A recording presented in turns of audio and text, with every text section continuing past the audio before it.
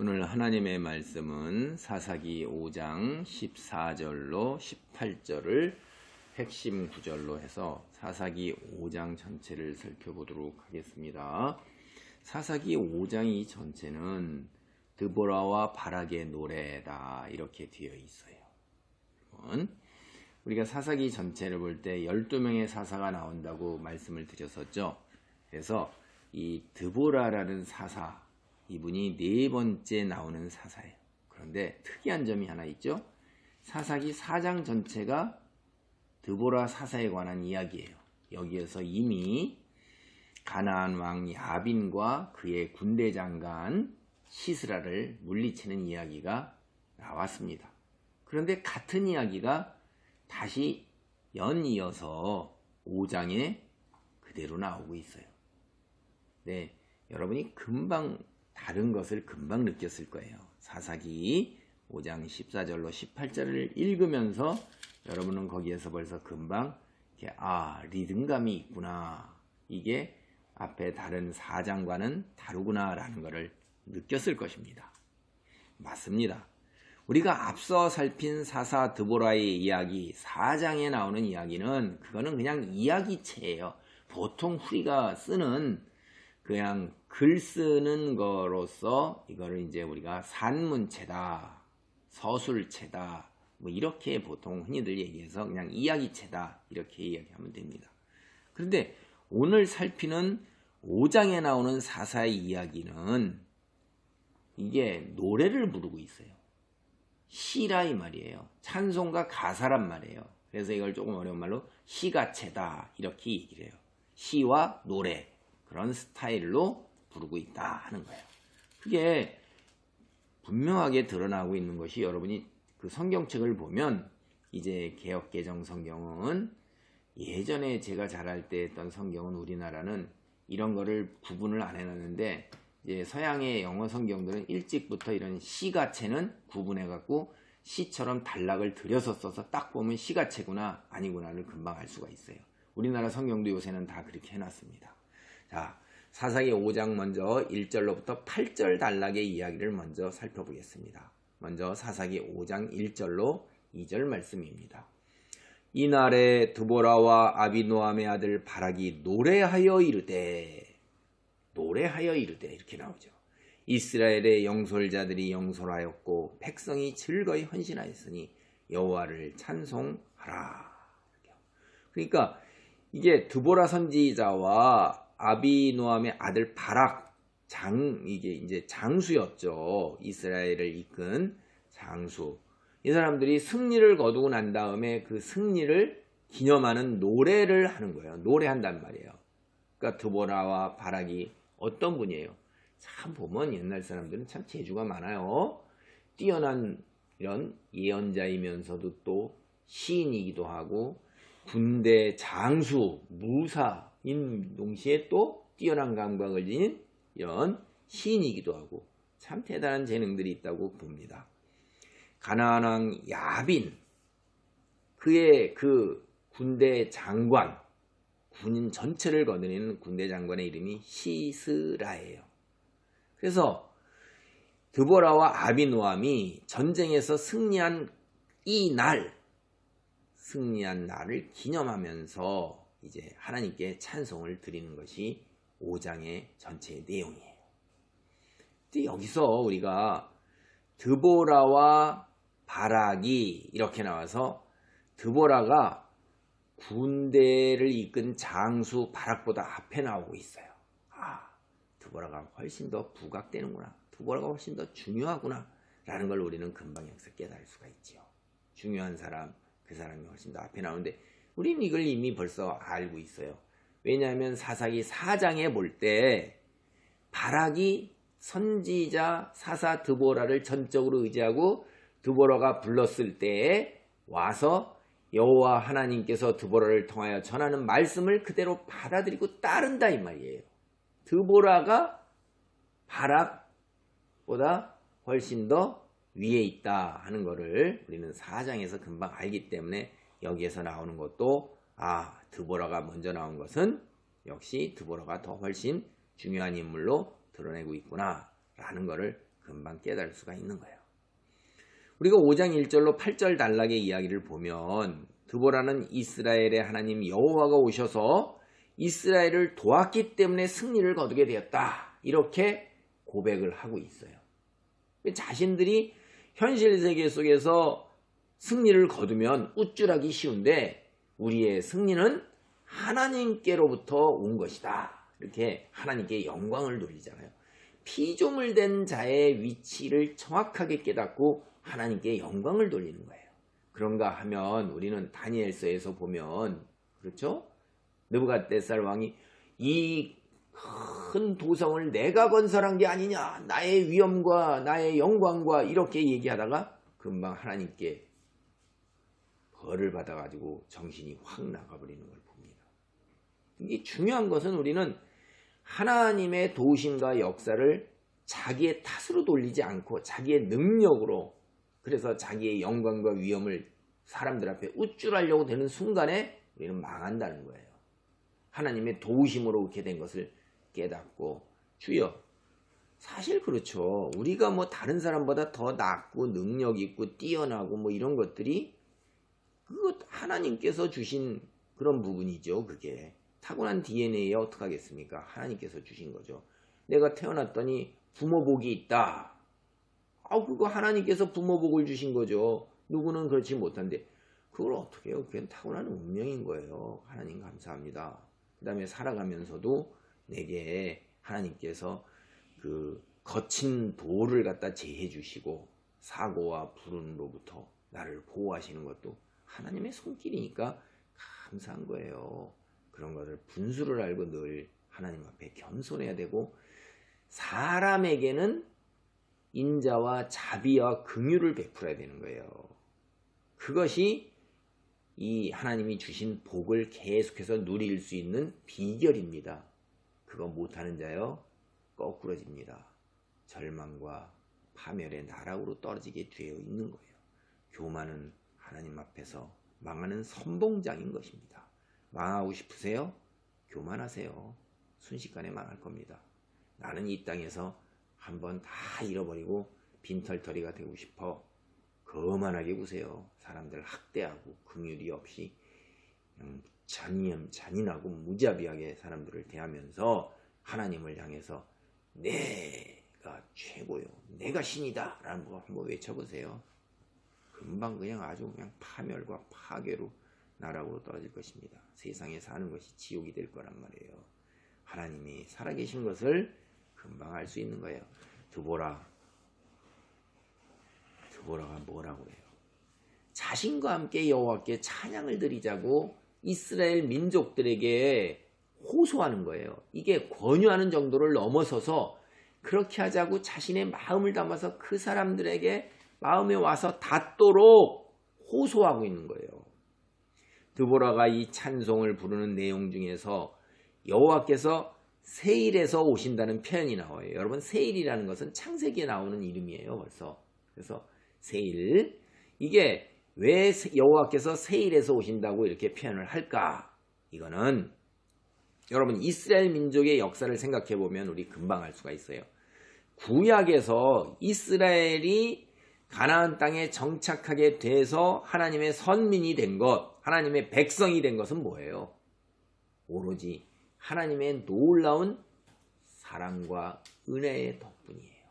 그들이 애굽 땅에서 430여 년간의 종살이를 해서 노예살이를 했는데 그게 너무나도 고단하고 힘드니까 하나님께 울부짖으니까 하나님께서 그 소리를 들으시고 모세를 지도자로 보내셔서 출애굽이라는 놀라운 기적 같은 사건을 이 땅에서 이뤄내셨습니다. 그 다음에 가나안 땅 40년 광야와 가나안 정복 전쟁에서 하나님이 함께 하셨어요. 인간의 역사에서 그런 일은 없습니다. 앞으로도 없을 거예요. 하나님이 직접 임재하셔가지고 하나님의 손길로서 초자연적인 기적을 보여주는 일들은 한 민족 전체가 경험하는 일들이 과연 있겠냐 이 말이에요. 마지막 예수 그리스도께서 재림하시는 때 외에는 거의 없을 것입니다. 그러니까 이스라엘 민족은, 이스라엘 백성들은, 이스라엘 사람이라면 누구나 우리의 뿌리와 정체성, 그것은 하나님의 은혜고, 그것은 가장 크게 뭐냐면 출애굽과 가나안 정복이에요.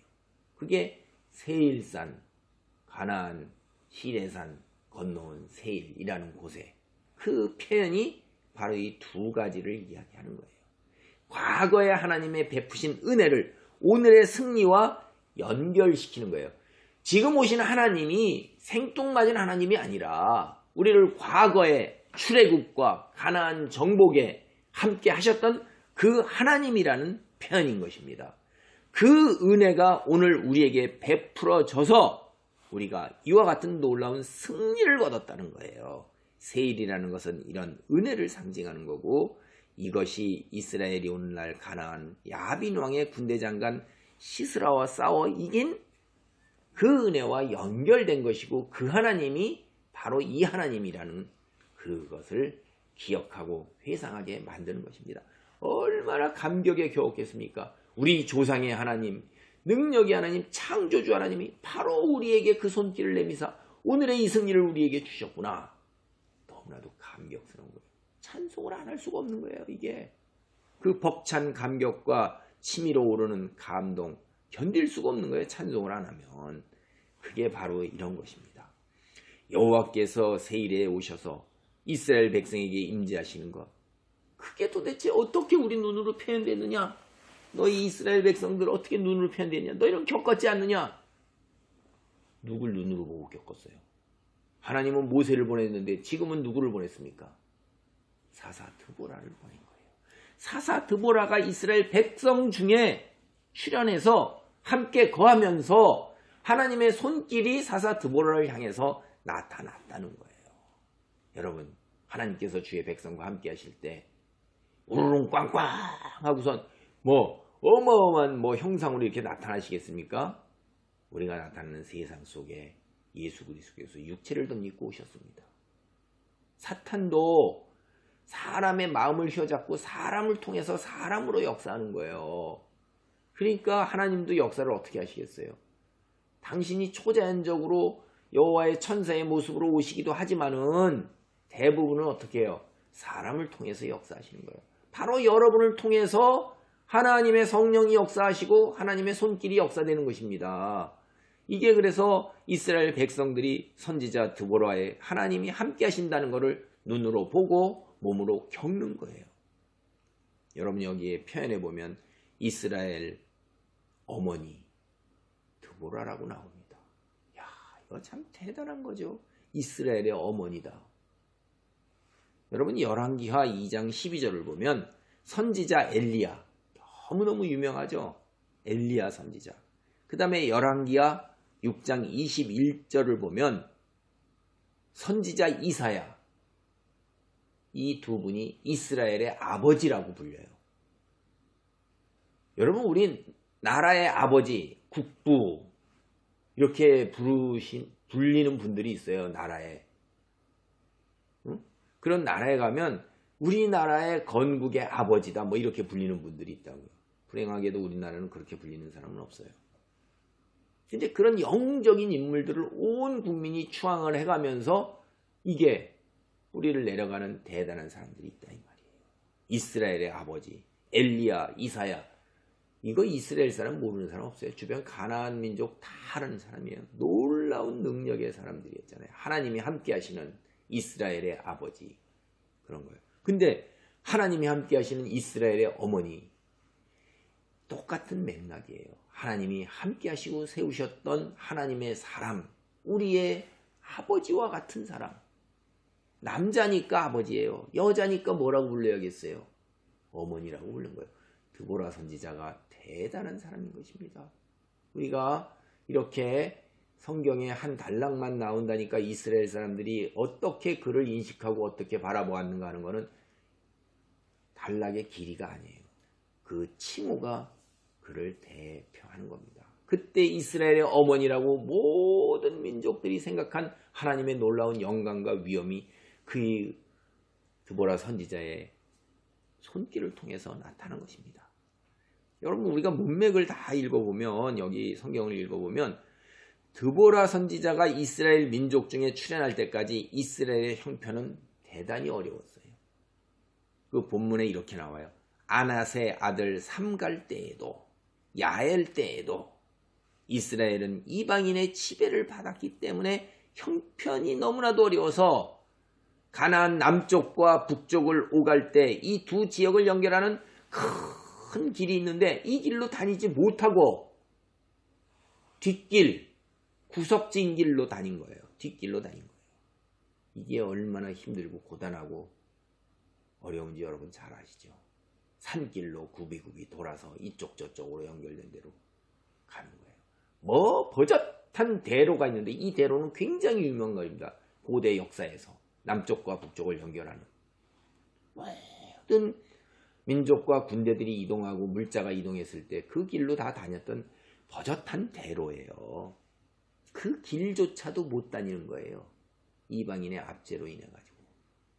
드보라가 등장하기 전까지는 이스라엘에게 힘을 모아서 이런 이방인을 대적할 엄두를 내지 못했어요. 이스라엘이. 성문에까지 전쟁이 들이닥쳤는데도 4만 명의 군인 중에 그 누구도 방패와 창을 들고 싸우려 하지 않았단 말이에요. 성경 본문을 보면 모두가 어떻게 돼 있어요? 무관심하고 패배의식에 젖어 있는 거예요. 드보라는 이러한 이스라엘을 자신의 카리스마를 발휘해서 하나님께서 주신 힘을 발휘해서 하나로 묶어서 가나안 이방인 대적하도록 연합체로 만든 거예요. 소집했을 때 그 소집에 응해서 온 것입니다. 그리고 그들에게 사기를 북돋아 가지고 그들을 대적하도록 만든 것입니다. 이 대적들은 뭐예요? 철병거가 수백 대가 있는, 그리고 수십 년간 자기를 지배했던 세력인데 어느 한순간에 그들을 대적하고자 나오는 것이 가능한가요? 하나님만이 하실 수 있는 일인 거예요. 드보라가 이스라엘을 하나로 묶은 것은 그들이 새 신들을 택하였을 때라고 본문이 나오는데 그때 시작된 거예요. 이게 무슨 말이에요? 그들이 그동안 잊고 있었던 여호와 하나님에 대한 가르침과 하나님의 말씀으로 이제 그들이 여호와 하나님을 택하고 되돌아온 것입니다. 그 표현이에요, 이게. 여러분, 드보라는 말로 하나님 자기의 웅변으로 이들을 갖다가 하나로 만든 게 아니에요. 뛰어난 외교술로 만든 게 아닙니다. 하나님의 말씀 가르치고 하나님을 택하도록 그들을 호소하고 설득해서 이렇게 이루어낸 거예요. 하나님 말씀에 대한 도전으로 이루어낸 것입니다. 이스라엘이 가나안 이방 우상을 쫓을 때 그들은 하나님에 대한 믿음만 잃어버린 게 아니에요. 삶에 대한 애착과 올바른 가치관, 태도도 다 잃어버렸던 거예요. 드보라가 나타나서 이스라엘을 하나님의 말씀으로 치유하고 회복시켜 준 것입니다. 그러자 비로소 이스라엘이 이제 의욕을 가지고 이방인의 지배에서 벗어나고자 전쟁을 할 수 있게 된 것이에요. 여러분, 여기서 우리는 중요한 사실을 하나 생각해 봐야 돼요. 우리 사람이라는 것이 삶의 목표와 자세를 바르게 설정하는 것은 오로지 하나님 안에서 가능하다는 거예요. 우리가 그런 바른 자세와 바른 목표를 지닌 사람으로 변화하고 싶어도 스스로의 노력이나 능력으로 가능하지가 않다는 거예요. 오로지 하나님의 말씀 안에서 변화되고 그 다음에 바른 삶의 태도와 방향을 설정하고 나아갈 수 있게 된다는 거예요. 하나님이 능력이시라는 거예요. 그러니까 하나님을 만나야 되는 거예요. 어떻게 하나님을 만날 수가 있어요? 하나님의 말씀을 바르게 알 때에 우리가 하나님을 만날 수 있고, 그것이 바로 우리가 이 땅에서 하나님의 사람으로 제 역할을 감당하게 되는 능력인 것입니다. 하나님의 말씀을 무엇보다도 바르게 알아야 돼요. 사사기 5장 9절로 13절의 내용을 살펴봅니다. 이 단락의 주요한 내용은 전쟁에 참여한 자들, 이들을 생각하면서 바락과 드보라가 하나님을 찬양하는 것이에요. 이스라엘이 하나가 되는 연합을 이루어낸 것, 이건 하나님의 역사이라는 거예요. 그러므로 하나님을 찬양하라는 권고를 드보라가 하고 있는 것입니다. 본문에 보면 나귀를 타고 양탄자에 앉아있는 상류층으로부터 길 가는 행인까지, 즉 서민까지 온 이스라엘이 하나님을 찬양하라, 이런 권고를 드보라가 하고 있는 거예요. 이스라엘 민족들은, 자손들은 하나님을 찬양하라는 권고를 받는 거예요. 그걸 자기가 다 겪었잖아요. 전쟁의 승리를. 그러니까 어떤 위치에 있든지 간에, 어떤 일을 하든지 간에 상관없이 모두 하나님을 찬양하라고 말하고 있는 것입니다. 공식적인 예배에서뿐만이 아니라 일상에서 우물가에 모였을 때조차도 하나님을 찬양하고 예배하라고 본문에서 이야기하고 있어요. 여러분, 이게 뭐예요? 유목사의 전형적인 모습이에요. 목자들이 가축들을 끌고 와서 이제 우물가에 와서 물을 먹이는 거예요. 그 물을 먹일 때 서로 정보를 교환하고 이야기를 나누고 친교를 하잖아요. 이럴 때조차도 하나님을 찬양하고 예배하라는 거예요. 이 단락에서 굉장히 중요한 말이 나오고 있습니다. 이스라엘을 뭐라고 부르냐면 여호와의 백성이라고 부르고 있어요. 이러한 표현은 하나님과 언약 관계를 맺은 하나님의 백성을 나타내는 표현이에요. 이게 성경에서는 여호와의 백성. 아무나 여호와의 백성이 될 수 있어요? 못 됩니다. 선민만이 될 수 있는 거예요. 십계명 우리가 나오기 앞에 있는 걸 전문이라고 해요. 전문. 이 전문을 보면 이스라엘은 하나님을 주로 모시는 하나님의 백성이요 자녀인 것입니다.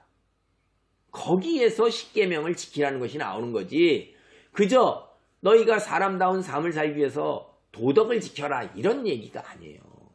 왜 십계명을 지켜야 되느냐? 너희가 하나님과 언약 관계를 맺은 여호와의 백성이므로 이것은 하나님의 명령이다라는 거예요. 그리고 너희는 그 명령을 지키기로 맹세를 하지 않았느냐? 언약 관계를 맺은 거예요. 그래서 여호와 하나님이 너희의 하나님이 되고 너희는 하나님의 백성이요 하나님의 소유가 된 것이에요. 전능하신 창조주 하나님이 보호하시고 인도하시고 복을 주시는 거예요. 그래서 이 여호와의 백성이라는 표현은 대단한 것입니다. 엄청난 축복인 것이에요. 하나님의 자녀와 하나님의 백성은 아무가 되는 게 아니에요. 쉽게 제가 말씀드려 보겠어요. 자, 우리 집에서 이제 고양이와 강아지를 키웁니다. 그런데 고양이한테 너는 밥 잘 먹고 잘 살아. 그런데 강아지한테는 너는 내 딸이야, 이러는 거예요. 세상에, 강아지는 주인이 내 딸이라고 그래요. 유산도 상속시켜줘요. 고양이는 너는 야옹이지, 맛있는 거 먹고 잘 살아, 이러고 끝이에요. 여호와의 백성이라는 것은 바로 주인이 내 딸이다 그렇게 부르고 짐승임에도 불구하고 우리가 먼지지 벌레예요. 뭐예요? 우리가 피좀 흙으로 돌아가는 거죠. 근데 하나님께서 우리를 신이라고 부르는 거예요. 신. 응? 내 자녀라고. 그러면서 유산으로 천국도 상속시켜 주시는 거예요. 기가 막힌 겁니다. 우리는 여호와의 백성이라는 이 표현이 너무나도 온 우주적 영광인 거예요. 이건. 자, 하나님께서 가나안 야빈 그리고 군대장관 시스라 여기에게 20년간 압박을 받으며 시달린 이스라엘을 구원하시고자 사사 드보라를 이제 세우신 거예요. 드보라는 이스라엘 지도자들과 백성들이 여호와 하나님께 돌아오도록 가나안 이방생 우상 섬기는데 젖어서 하나님을 잊어버린 것을 일깨우면서 돌아오도록 하나님의 말씀으로 가르치고 깨우친 거예요. 그런데 놀라운 기적이 일어난 거예요. 그들이 받아들이고 돌아온 겁니다. 가나안 이방 족속에게 대항할 엄두조차도 내지 못하고 있다가 이스라엘이 드보라와 바락의 지도하에 야빈과 시스라에 대항할 수 있도록 이끈 것이 드보라를 통해서 여호와께서 역사하신 거예요. 하나님의 임재하심이 있었던 것입니다. 이스라엘은 그리하여 전쟁에서 승리를 거둘 수 있는 것입니다. 이스라엘이 평소와 달리 시스라에 대항하여 적극적으로 싸울 수 있었던 것, 그들 중에 임재하신 하나님이 이스라엘의 사기를 북돋아 주었기 때문에요. 그게 가능했던 것입니다. 사사기 5장 14절로 15절 말씀입니다. 에브라임에게서 나온 자들은 아말렉의 뿌리 박힌 자들이요 베냐민은 백성들 중에서 너를 따르는 자들이요 마길에게서는 명령하는 자들이 내려왔고 스불론에게서는 대장군의 지팡이를 잡은 자들이 내려왔도다. 이사갈의 방백들이 드보라와 함께하니 이사갈과 같이 바락도 그의 뒤를 따라 골짜기로 달려 내려가니 르우벤 시냇가에서 큰 결심이 있었도다. 여러분 사사기 4장 6절 우리가 앞서 살펴본 거에 보면 드보라 선지자가 바락에게 뭐라고 하냐면 납달리 자손과 스불론 자손 10,000명을 이끌고 시스라를 대적하도록 다볼산으로 가라고 하나님 말씀을 전해요. 여기서 우리는 이스라엘 12지파 중에서 납달리 지파와 스불론 지파가 전쟁의 주역이었다는 것을 알 수가 있어요. 근데 이게 더 확실하게 알 수 있는 것이 이제 사사기 5장 14절을 보면 에브라임 지파, 베냐민 지파, 마길의 지휘관들, 스불론 지파, 이사갈 지파가 드보라의 부름에 응답했어요. 그래서 가나안 이방인과의 전쟁에 시스라와의 전쟁에 참여한 거예요. 에브라임이 가장 먼저 언급된 거 이거 영광이죠. 그거는 드보라가 바로 에브라임 지파에 속했어요. 그런 거예요. 그 다음에 에브라임에게서 나온 자들이 아말렉에 뿌리 박힌 자들이라 이런 표현은 여러분 가나안 정복에서 가나안 이방 족속을 다 쫓아내지 못하고 그리고 쫓아내지 못한 그들 힘이 강할 때 그들을 어떻게 했어요? 그대로 살게 놔두면서 노예로 부렸잖아요. 그래서 당대의 아말렉 족속이 에브라임 지파가 거주하던 산악지대에 같이 정착해서 살고 있었던 거예요. 그 표현입니다. 그 다음에 여러분 우리가 창세기 50장 23절을 보면 마길이라는 이름이 나와요. 마길. 근데 므낫셋 큰 아들이었습니다. 그리고 민수기 26장 29절, 27장 1절, 36장 1절을 보면 표현이 길르앗의 아버지였다고 나와요. 그게. 그래서 민수기 32장 29절로 40절에 보면 마길이 길르앗을 정복했고 모세가 그 땅을 그에게 기업으로 주었다는 이야기가 나오고 있습니다. 이런 점에서 마길의 지휘관이다. 이런 표현은 그의 후손들로서 장수들이죠. 사사기 본문에 나오는 마길의 지휘관. 이게 사실 므낫셋 지파예요. 그게. 그렇죠? 므낫셋 지파. 그래서 므낫셋 지파가 이 전쟁에 참여했구나 라고 알 수가 있어요. 12지파 중에서. 그 다음에 스불론과 드보라 바락이 처음에 군대 10,000명 소집할 때 스불론과 납달리가 참여했었다. 그러니까 스불론 지파가 전쟁에 참여한 건 이미 우리가 알고 있는 거죠. 그러니까 제가 왜 이야기를 하냐. 여러분 12지파가 다 전쟁에 참여한 게 아닌 거예요. 그거 잘 보시라고 이제 말씀드리는 거예요. 이 지파 위에도 이제 다른 지파, 도대체 다른 지파는 이 전쟁 때 어떤 자세와 어떤 태도를 취했는가. 그게 이제 사사기 5장 16절 한번 17절 보겠습니다. 내가 양의 우리 가운데 앉아서 목자 피리 부는 소리를 들으면 어찌 됨이냐. 르우벤 시냇가에서 큰 결심이 있었도다. 길르앗은 요단강 저쪽에 거주하며 다는 배에 머무름이 어찌 됨이냐. 아셀은 해변에 앉으며 항만에 거주하도다. 여러분 잘 보세요. 여기 네라는 것은 누굴 가리켜요? 르우벤을 가리키는 거예요. 그 앞에 문장하고 이어져서 네라는 표현이 나오는 거니까 사사기 5장 15절 16절 똑같은 말이 반복되어 나옵니다. 끝부분에 르우벤 시냇가에서 큰 결심이 있었도다 라고 나오는데 이게 무슨 말인지 해석이 어렵죠. 표현이 와서 잘 닿지 않잖아요. 내용이 뭔 말인지. 사실 이게 어렵습니다. 번역이 굉장히 어려워서요. 우리 성경의 새 번역은 이렇게 번역해요. 마음에 큰 반성이 있었다.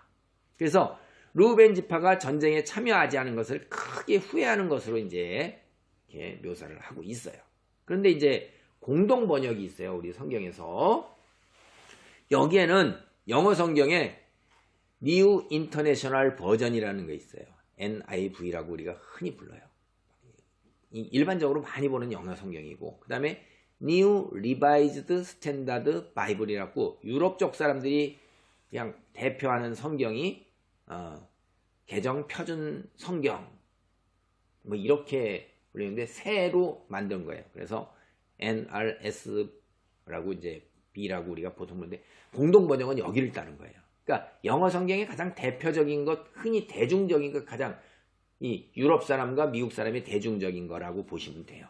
끝도 없이 토론을 벌이는구나 이렇게 번역하고 있어요. 그래서 이제 영어 성경 중에서 아메리칸 스탠다드 바이블이라는 게 있습니다. 미국 사람의 또 다른 번역본, new 새로 번역한 여기는 강한 의지로 결단했다 이렇게 번역을 해요. 여러분 번역들이 다 다른 건 이 부분이 번역이 굉장히 어렵고 뜻이 애매하다는 거예요.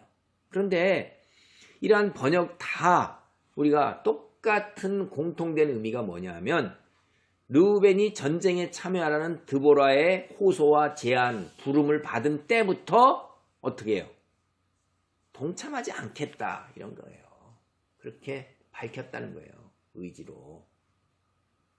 그런 이야기입니다. 그게 그 다음 이어지는 문맥에서 알 수가 있어요. 왜요? 5장 16절 보세요. 르우벤 지파는 요단강 자기들이 있는 강 건너편에서 벌어지고 있는 형제 지파들이 목숨을 걸고 야빈 왕과 시스라와 목숨을 걸고 전쟁을 하고 있어요. 그런데 피리 소리나 들으면서 양떼나 먹이고 있는 거예요. 그게 전쟁에 참여하지 않은 거죠. 기가 막힌 겁니다. 길르앗 누구냐 하면 여호수아 13장 24절로 28절을 보면 요단강 동편에 정착한 갓 지파예요. 길르앗이. 그걸 상징하는 거예요. 그 다음에 5장 17절에 나오는 단 지파와 아셀 지파 뭐 하고 있습니까? 이들은 뱃일, 배를 부리고 배와 연관된 일로 분주해가지고 전쟁에 참여하지 않는 거예요. 이게 표현이 그겁니다. 다 이달락에 나오는 여러 지파들 저마다 세상 일로 분주한 거예요. 다 형제 지파들이 목숨을 걸고 이방 족속과 전쟁을 하고 있는데 다 세상에서 자기 처한 형편에서 자기의 바쁜 일이 먼저인 거예요. 형제의 목숨, 생존을 건 투쟁 상관없는 거예요. 그리고 하나님이 부르셨어요. 드보라를 통해서. 그것도 필요 없는 거예요. 나하고 상관이 없는 거예요. 형제 지파들의 그 절박한 형편보다 세상의 내 일이 먼저인 거예요. 내 처한 형편이 먼저인 거예요. 하나님께서 그대로 두시겠습니까? 절대 책임 면할 수 없습니다. 사사기 5장 18절입니다. 스불론은 죽음을 무릅쓰고 목숨도 아끼지 아니한 백성이요 납달리도 들의 높은 곳에서 그러하도다. 스불론은 죽음을 무릅쓰고 1만 명, 납달리와 스불론이 합쳐서 1만 명이에요. 상대편은 여기에 비교도 할 수 없이 많아요. 거기다 철병거까지 수백 대도 더 있어요. 전쟁에 승리할 가능성이 없고 목숨을 다 내던지면서 하나님의 힘입어서 싸우는데 납달리도 역시 그러하는데 이 다른 지파들 12지파의 장작적인 르우벤 지파나 나머지 보세요. 단 지파, 아셀 지파, 갓 지파 세상 일이 바쁘고 나는 상관없어. 나는 그대로 이들의 지배 속에서 20년간 살아왔으니까 그냥 그대로 살래. 이런 패배의식 속에서 무관심 속에서 형제에 대한 사랑도 다 내버리고 하나님 말씀에 따르지 않는 이런 속에서 어떻게 하나님의 축복을 바라겠어요. 생명을 걸고 싸우는 그 형제의 지파 기가 막힌 거죠. 그런데 이 지파 말고 여러분 지금까지 10지파가 나온 거예요. 2지파는 아예 이름도 안 나와요. 여기에. 그게 누구냐? 유다와 시므온 지파예요. 이름도 안 나온 것입니다. 이들은 현재 이런 전쟁이 벌어진 요단강보다도 가나안 땅의 가장 남쪽 최남단에 살고 있는 지파예요. 정착해서. 전쟁에 참여하지 않은 거예요. 지금까지 이 이야기를 여러분 볼 때 뭘 느껴요?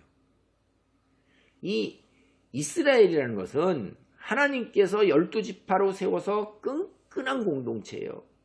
얼마나 생명을 가지고 그 연합해서 하나님의 사람으로 살아가는 귀한 공동체입니까? 그런 공동체가 이제 드보라 시대 때에 와서는 금이 가기 시작한 거예요. 그들이 결속력을 지키고 형제를 발휘하면서 세상을 향해 하나님의 선민으로서 우뚝 서야 되는데 그러한 믿음의 공동체가 이제 금이 가면서 와해되고 있구나라는 걸 우리는 볼 수 있는 것입니다. 사사기 5장 19절로 23절 단락입니다. 그 단락을 보면 이제 전쟁이 어떻게 끝났는가 하는 것과 전쟁에 참여하는 아는 자들에 대한 저주가 나와요. 가나안 왕이 이제 무깃도 물가에서 디아낙에서 싸웠는데, 이 말은 기손 강가에서 시작된 전쟁이 이제 무깃도까지 확대되어 나갔다는 것을 우리가 알 수 있어요. 지도상에서 보면 이 강이 아니에요, 이게. 근데 가나안 군인들, 이 이방 군인들은 어떻게 생각하냐면, 아이고 이스라엘 20년 동안 지배해왔고 자기네 군대 수가 어마어마하잖아요. 그러니까 이스라엘 이건 뭐 아니야. 야 이거 가서 뭘 빼앗아서 전리품 약탈할 생각, 이런 생각으로 가득 차 있는 거예요. 그 표현을 보면, 그 본문의 표현을 보면. 근데 그들은 전리품을 차지하기는커녕 전쟁에서 완전히 패해서 살아남은 자가 거의 없어요. 여기 본문의 표현을 보면 참 재밌는 표현이 나와요. 별들이 하늘에서 싸웠다고 표현이 나와요. 이게 뭐죠? 별들이 제 위치를 벗어난 거예요. 그래서 시스라와 싸웠다는 거예요. 별들조차도 하늘에서 싸웠다는 거예요. 기가 막힌 겁니다. 여기 이 배경에 이해하려면 여러분, 고대 근동의 이방 사람들이 믿던 그 가나안족 속에 신화가 있어요. 우리 단구 신화처럼. 그래서 그들이 그 신화 속에서 나오는 신들을 섬기는 거예요. 거기에 나오는 그 신화에 따르면 별들이 뭘 하냐면 비를 내리게 해요. 별들이. 그러니까 별들이 별자리를 이탈해서 어떻게 했어요? 그 땅에, 전쟁이 벌어지는 그 땅에 엄청난 비가 내리는 거예요. 하나님께서 세상의 피조물들을 사용하는 초자연적인 능력을 보이신 거예요. 누구를 동원해서? 여호와의 사자 천사를 동원해서 초자연적인 현상으로 전혀 비가 내릴 때가 아닌데 비가 내리는 것입니다. 오늘 어떤 때 뉴스를 보면 중동에 전혀 눈이 내리지 않을 그 더운 더막지방에 눈이 내려서 뭐 이렇게 쌓였다, 이런 기사가 나오잖아요. 그건 초자연적인 현상들이 이때 벌어진 거예요. 기손강이라는 것은 여러분이 이제 읽어보시면 알잖아요. 평소에 메말라 있던 강이고 우기 때 비가 올 때 그때 갑자기 물이 흘러서 막 흘러놓고 그냥 골장이나 계곡처럼 형태가 있는 거지 물이 흐르는 강이 아니에요.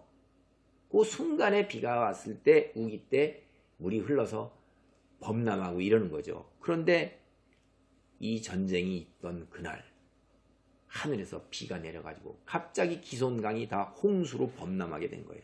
이래서 이 본문을 읽어보면 이들의 병거 바퀴가 진흙 속에 빠져서 움직이지 못하고 물에 떠내려가게 되고 자기들도 떠내려가면서 막 이렇게 해서, 그러니까 말들이 놀라가지고 이리 뛰고 저리 뛰고 막 그냥 난리를 피는 거예요. 그 모습이 여기에 생생하게 기록이 되어 있습니다. 그래서 그 많은 철병거를 끌고 왔던 군대 장관 시스라가 병거 쓸모가 없는데 어떻게 해요? 내려가지고서 두 발로 뛰어서 도망가기에 바빴던 거예요. 군인들이 다. 그 표현이 여기 있는 것입니다. 때 아닌 비에 가나안 적군이 물에 휩쓸려가는 것을 이렇게 바라봤어요. 하나님이 우리와 함께 하시는구나 라고 이스라엘 자손은 더 확신할 수 있었던 거예요. 더 사기가 충천하게 된 거예요. 용기가 100배 해가지고 적은 수이지만은 하나님이 우리와 함께 하시는데 저 적군을 봐라. 적군들은 어떻게 돼요? 도망가기에 바쁜 거예요. 드보라가 5장 27절에 뭐라고 얘기해요? 내 영혼아 너는 힘차게 진군하여라. 야, 저거 뭐 하나님이 함께 하시는데 저거 그냥 아무것도 아니다. 쭉쭉쭉 가면서 주워 먹기만 하면 된다. 여러분 게임에서 보시죠. 우리가 이런 컴퓨터 게임을 할 때 그냥 콩이 뭐 나오거나 뭐가 나오면, 보너스 나오면 그냥 떡떡떡 입 벌려서 주워 먹는 그런 거 나온 거잖아요. 그런 거 있잖아요. 그거 똑같은 거예요. 이스라엘 자손은 홍수로 인해서 혼비백산에서 다 흩어져 버리고 전쟁에 싸울 의욕을 잊어버리고 갑옷도 벗어던지고 살려고 그냥 발버둥 치고 막 이러면서 물가에 간신히 나와서 넋 빠져있고 딴 많은 이들은 그냥 다 빠져서 물에 빠져서 죽어가고 이런데 그냥 가서 푹 흙 한번 찌르면 되는 거예요. 대항도 못해요. 칼 들지도 못하고 정신이 없어. 그 다음에 도망가는데 뒤쫓아가면서 그저 쭉쭉쭉 주워서 먹기만 하면 된단 말이에요. 줍줍이에요 이게. 이게 무슨 전쟁입니까? 저들은 이미 오합지졸이라 이 말이에요. 하나님이 성경을 보면 늘 그렇게 하세요. 이스라엘에게 보면 하나님을 제대로 믿을 때 하나님이 먼저 가서 다 치신다 이 말이에요. 5장 23절에 이렇게 나옵니다. 여호와의 사자의 말씀에 메로스를 저주하라. 이런 말이 나와요. 여기 메로스는 전쟁이 지금 이루어지고 있는 가나안 북쪽 다볼산하고 기손강 요 근처에 있는 이스라엘의 성읍의 이름이에요. 이 성읍 사람들은 저주를 받게. 왜 그렇습니까? 여호와의 사자, 천사가 이들에게 저주를 내리고 있는 거예요. 드보라가 그렇게 호소했음에도 불구하고 전쟁에 참여하지 않았기 때문에 그런 거예요. 이 메로스는 가나안 이방인의 압제로부터 해방을 가져오기 위한 전쟁을 하나님께서 명령하셨을 때 드보라가 이스라엘 민족에게 다 호소를 하고 소집을 했는데도 따르지 않은 이스라엘 사람을 대표하는 상징적인 이름이에요. 그게 하나님의 백성이라 불리는 선민이라 할지라도 하나님께서 부르실 때 제 역할을 감당하지 않으면 뭘 받아요? 저주를 받는 거예요. 근데 반대로 이방인이라 할지라도 하나님께서 행하시는 일에 동참할 경우에는 축복을 받는 것입니다. 그게 사사기 5장 24절 말씀에 분명하게 나와 있어요. 겐 사람 헤벨의 아내 야엘은 다른 여인들보다 복을 받을 것이니 장막에 있는 여인들보다 더욱 복을 받을 것이라. 우리가 앞서 얘기한 대로 모세의 장인은 겐 족속이에요. 이방 족속이에요. 그런데 이 겐 족속이었는 여인 야엘이 시스라의 얼굴에 말뚝을 박아서 시스라를 죽였잖아요. 여장부로서. 그는 이방 사람이었어도 불구하고 하나님 일에 동참했기 때문에 모든 여인들보다 더욱더 복을 받게 된 것입니다. 여기서 우리 하나 생각해 보셔야 돼요. 우리는 그리스도인이에요. 근데 지금까지 오늘 살핀 본문의 이야기를 보면 그리스도인이라고 해서 무조건 하나님의 복을 받는 거 결코 아니라는 걸 알 수 있어요. 그리스도인이라고 해서 하나님의 저주를 받는 것에서 다 면제되어 있다가 아니고 또 그리스도인이 아닌 세상 사람이라고 해서 무조건 하나님의 저주를 받는다. 그것도 아니라는 걸 알 수가 있는 거예요. 복과 저주는 하나님께서 부르실 때에 그 부르심을 듣고 귀가 열려서 듣고 마음이 열려서 깨닫고 응답하고 하나님 일에 동참하느냐, 거기에 복과 저주가 있는 거예요. 사사기 5장 24절로 31절의 단락 이야기는 이제 드보라 이야기의 찬송의 결론이에요. 핵심이 5장 31절이에요. 주님, 주의 원수들은 이처럼 모두 망하고 주를 사랑하는 사람들은 힘차게 떠오르는 해처럼 되게 하여 주시옵소서. 이렇게 이야기하고 있는 것이 오늘 드보라 결론입니다. 주의 백성을 괴롭히는 자 다 주의 원수예요. 이게 너무나 감사한 거죠. 내 원수는 하나님의 원수예요. 주의 원수들은 시스라와 마찬가지로 비참한 종말을 맞이하는 거예요. 그러나 반대로 주를 사랑하는 사람, 힘차게 떠오르는 태양처럼 될 거예요. 어두운 세상에 빛을 주고 에너지를 공급하고 생명을 선사하는 자들이 될 것이에요. 하나님을 사랑하며 하나님 말씀에 순종하는 하나님의 백성은 이런 사람이 되는 거예요. 그 자기 자신이 의식하지 못하더라도 지친 세상 사람들에게 위로가 되고 소망이 되고 힘을 공급하고 생명을 선사하는 존재로서 이 세상을 살아가게 되는 거예요. 오늘 말씀을 정리합니다. 교회 공동체는 세상 속에서 때로 하나된 공동체로 바로 서지 못하고 힘을 잃기 시작할 수도 있어요. 한몸된 지체가 서로 삐걱거리는 소리를 낼 수도 있어요. 하나님께서, 근데 중요한 것은 우리 개인이 홀로 서지 않도록 그렇게 우리를 부르신 거예요. 홀로 서라고 부르신 게 아니에요. 교회의 지체로 부르신 거예요. 그리고 교회 공동체 안에서 저마다 지체로서의 역할을 감당하도록 우리를 부르신 거예요. 지금 여러분은 교회의 어느 자리에 있는가요? 드보라와 바락을 따르는 납달리와 스불론 지파에 있는 건가요? 아니면 세상 일로 분주해서 하나님 말씀 부르심에 순종하기를 거부했던 루벤이나 갓, 단, 아셀 지파에 속해 있는 건가요? 하나님 말씀에 순종하여 힘차게 떠오르는 태양과 같은 축복을 누리는 지혜와 믿음의 사람이 되기를 축원합니다. 아멘.